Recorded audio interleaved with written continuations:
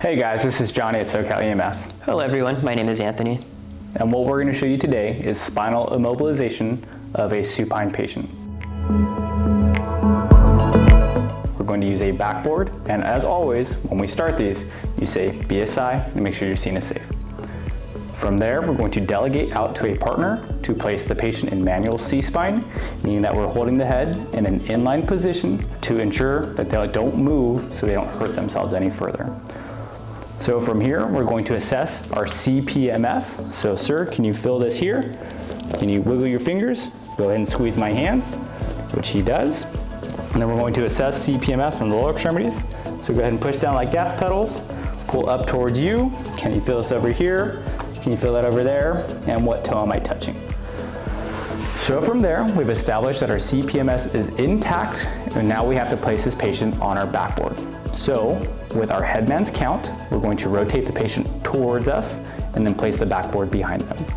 So on our headman, 1, 2, 3. And now we're going to slide in our backboard. If given the opportunity, we can always assess the back for any injuries, but that's on your trauma assessment. So on headman's count, we're going to rotate the patient onto the backboard. Ready, 1, 2, 3. And then using an appropriate technique, you can use a Z technique to get the patient into position. So once again, on headman's count, we're going to slide him up, 1, 2, 3. And now he's in an appropriate or proper position.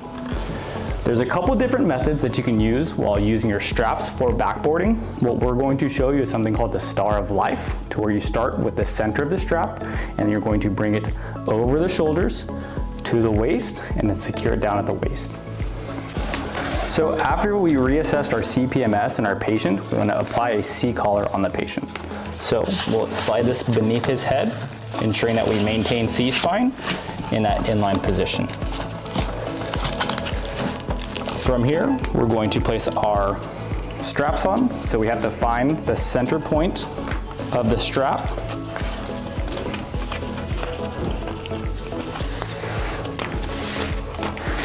And go directly over the sternum. So from here, we're going to find the backboard hole beneath the arm, patient's armpit, and slide them in.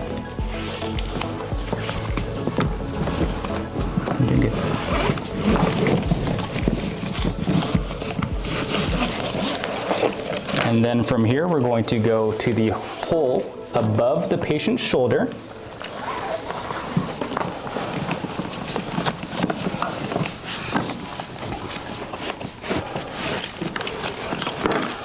Around the patient's shoulder, and then to their hip.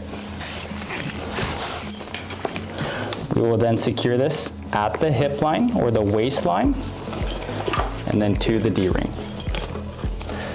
If you have too much slack on one side, you're going to want to feed or back feed your D-ring.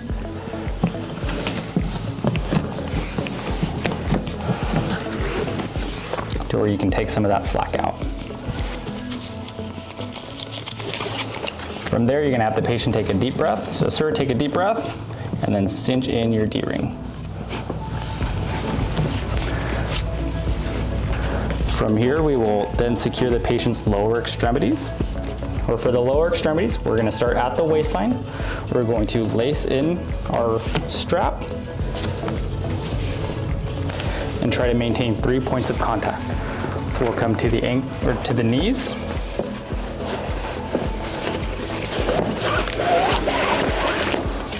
to the ankles, back over, and then mirror what we've done.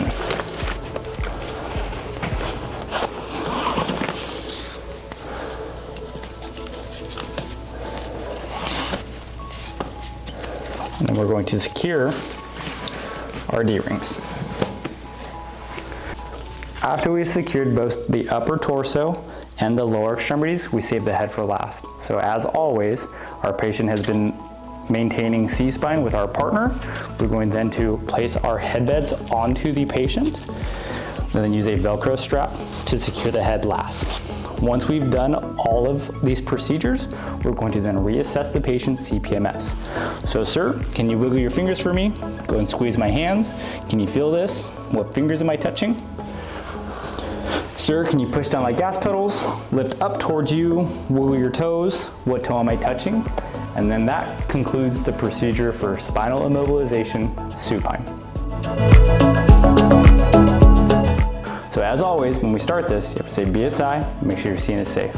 From here, we're going to delegate C-spine to one of our partners and assess for CPMS. So our partner's holding C-spine. Sir, can you wiggle your fingers for me? All right, go ahead and squeeze my hand. And what fingers am I touching? Can you wiggle your toes? Push down like gas pedals, pull up towards you, and what toes am I touching? So once we've assessed for CPMS, we can then delegate a C-collar or have this patient placed on a C-collar.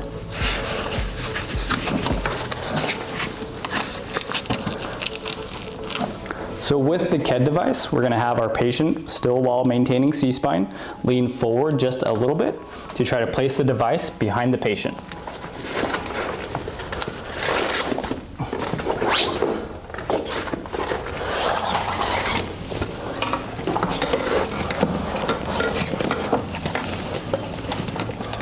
Once we have the patient device, or once the device is secured to the patient, we're going to then buckle in this order: bottom, middle, top, and then we're going to do their legs and then their head last. With the top strap, we're just going to clip it in, but we're not going to tighten it all the way. So we have our bottom, middle, and top. Now we're going to secure our legs. So these are going to come around the patient, ensure that you're not capturing the chair or anything they might be sitting in.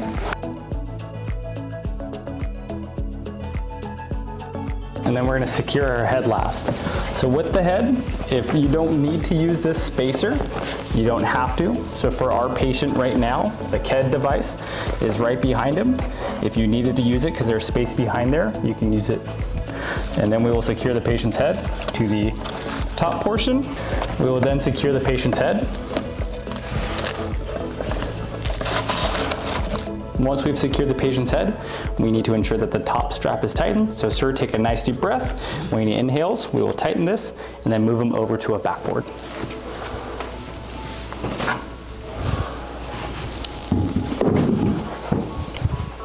We're going to pick the patient up and move him to the backboard. Ready, 1, 2, 3. Then as we move this patient to the backboard, we want to ensure that we unbuckle these black straps for the patient's comfort. And then reassess CPMS.